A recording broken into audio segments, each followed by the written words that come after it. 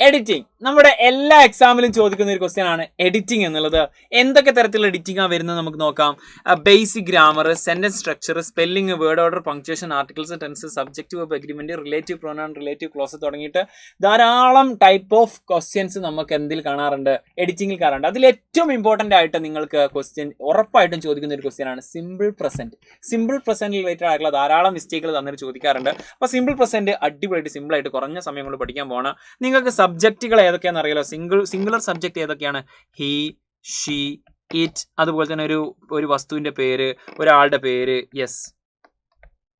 ഇനി അതുപോലെ തന്നെ പ്ലൂറലിലേക്ക് വരുന്ന സമയത്ത് ഐ, യു, ദേ, വി. പിന്നെ ഒറ്റൊരു കാര്യം, ഞാനൊരു വാക്ക് പറയാം, നിങ്ങൾ അതൊന്ന് ട്രാൻസ്ലേറ്റ് ചെയ്ത് നോക്കാം. സിമ്പിൾ പ്രസന്റിലേക്ക് പറഞ്ഞു നോക്കാം.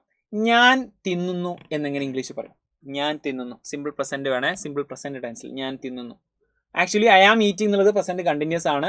അപ്പോൾ സിമ്പിൾ പ്രസന്റിലേക്ക് വരുന്ന സമയത്ത് ശ്രദ്ധിക്കേണ്ട ഒരു കാര്യം, സിംഗുലർ ആണെങ്കിൽ നമുക്ക് എസ് യൂസ് ചെയ്യണം വേർബിന്റെ കൂടെ.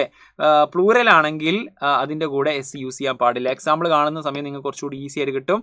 ഞാൻ തിന്നുന്നു എന്ന് പറയുന്നത് പ്ലൂറൽ ആണ്, ഐ പ്ലൂറൽ ആയിട്ടാണ് നമ്മൾ പരിഗണിക്കുന്നത്. സോ എക്സാമ്പിൾ നോക്കിക്കോ, ഐ ഈറ്റ്.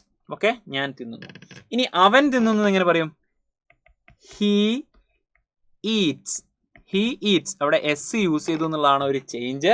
സോ ഇത്തരം ചേഞ്ചുകൾ നമുക്ക് എന്താക്കും ക്വസ്റ്റ്യൻ പേപ്പറിലൊക്കെ കാണാറുണ്ട്. ഇത് അതിനുള്ള ഒരു മോഡലായിട്ട് കുറച്ച് സിമ്പിൾ പ്രസന്റ് ടെൻസ് സെന്റൻസ് കൊടുത്തതാണ്.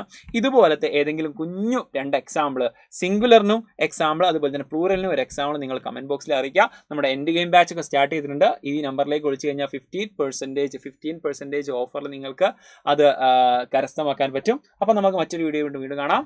Thank you, by.